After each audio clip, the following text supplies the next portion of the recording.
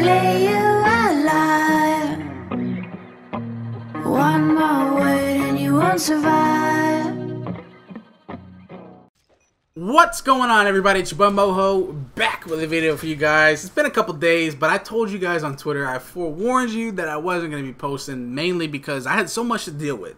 You know, we lost our competitive team. They all left. We didn't boot them. You know, fuck what they're saying on Twitter. We didn't boot nobody. They all left. They chose to leave because they didn't want to team with Ricky, which doesn't make sense to me because Ricky was doing phenomenal. Ricky's a fantastic player, man. He's been doing great on every single LAN event we've ever been to or sent them to. You know, it was a selfish reason for them wanting to get rid of him, and we didn't agree with it. So we basically gave them the option: either you stay with Ricky and, you know, develop chemistry as a team and be good, or, you know, you guys can go your separate ways, because we invested so much time and money into Ricky. We plan on branding him as a player, like myself and Assassin. We plan on playing with him in Black Ops, and dropping him is just not an option. And as you guys know, you guys aren't stupid. You guys know the game more than I do. You know how good Ricky was. You know, they placed fourth because they wanted to make this move. It was planned. Like that, you know, getting Saints was planned. They wanted to play with him. And not only that, but they didn't tell us anything about it. You know, we're the ones paying for them to go to these events. We're the ones sending them there. You know, we're the ones, you know, that are managing them. And they didn't even say nothing. And you can't do that, because when we're investing time and money into a player, you can't just drop them. You know what I mean? That's not how things work. So that's basically what happened. They went their separate ways. I still wish them luck, regardless of all the shit they're talking on Twitter. I don't know why, but, you know, I still wish them luck. You know, basically, what's going on with them right now is they're playing with John and Nate. They're playing with John and Nate Shot. It's not an official team yet. It's just them playing. I know they're going on about, you know, it's official, this and that, but it's really not. You know how they are. They're excited. You know, they're playing. They've been doing very well. But nothing's official unless it's posted on that Pro Team Fear account or it's posted on the Deserto account, because, as you guys know, we've had issues with John in the past. John's a great player, and I love John. He's a good guy. But, you know, he's got those issues that are just there that you can't forget about.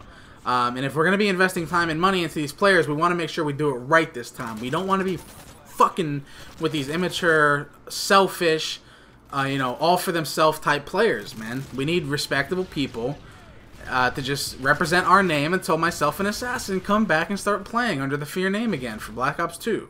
And you know what? I apologize. If we've lost fans because of this, I apologize. I will take the full blame for that, because I allowed these players that we've been getting to join the team. I give that permission, and you know, it's partly my fault. And you know, we're not looking at. We're looking to brand, you know, players. We're looking to take players like Ricky, man, like the professional players that stay out of drama.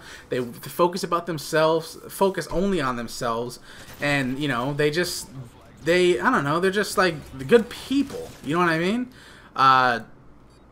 That's pretty much all I could say, you know. So I apologize if you guys are losing interest in us because of the roster changes.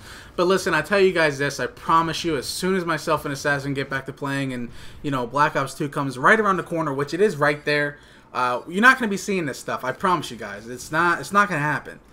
You know, we're going to do the best we can, myself, Assassin, and Ricky, to find that one solid fourth going into Black Ops, and we will make it stick.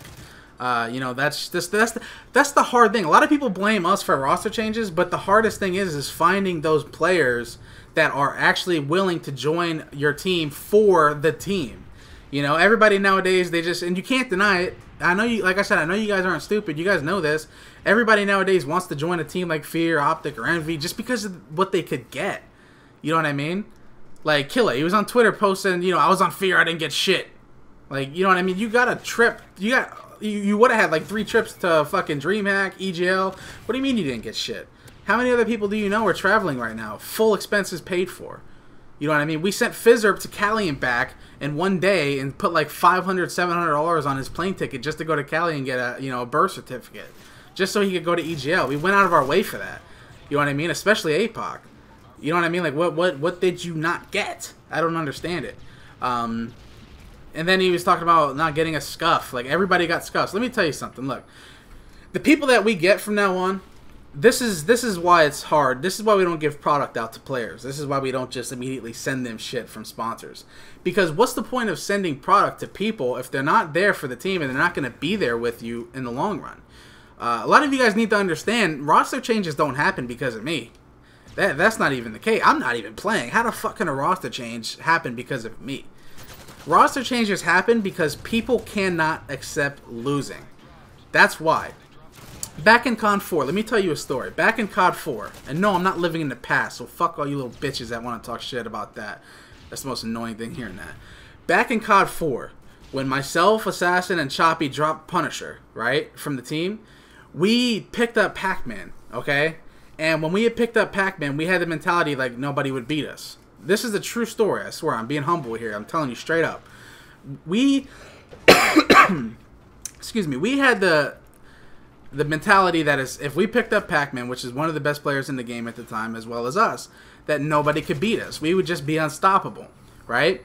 Well, when we had picked him up, this is a true story. You can ask any one of them. Pac-Man played like complete shit. We all played like complete shit. We are all terrible. We just got destroyed. And at the end of the day, we were just like looking at ourselves like, what the fuck? Like, did we make a wrong decision? That was what was going on in our minds. Did we make a wrong decision to pick up Pac-Man and drop Punisher? We were placing well with Punisher. We just weren't winning. And that's the honest to God truth, guys. That was the honest to God truth. I'm not even lying to you. We were selfish with that. Well, anyway, we, instead of, you know, just going on about, you know, losing or placing second in a tournament like we did, and saying, you know what, fuck this, we're not even going to, you know, fuck with Pac-Man, we're going to go for somebody else and try to win. That's not what we did.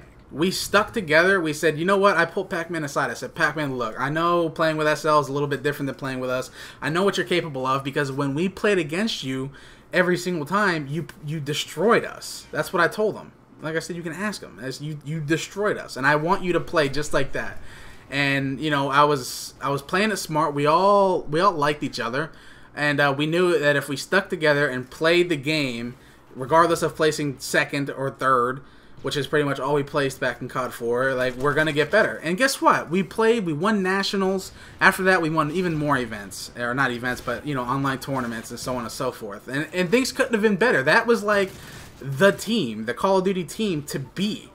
Like, or to beat, to want to be on. And just, like, when people talk about dream teams, people mention those teams. Like, that was it.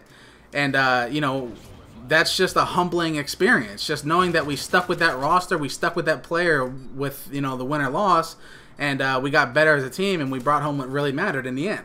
And that was because we stuck together. And a lot of these people don't understand that, and that's why they want to drop players and shit. But it's one Moho.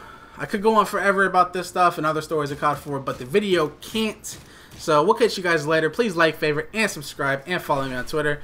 And we'll catch you guys later. Peace.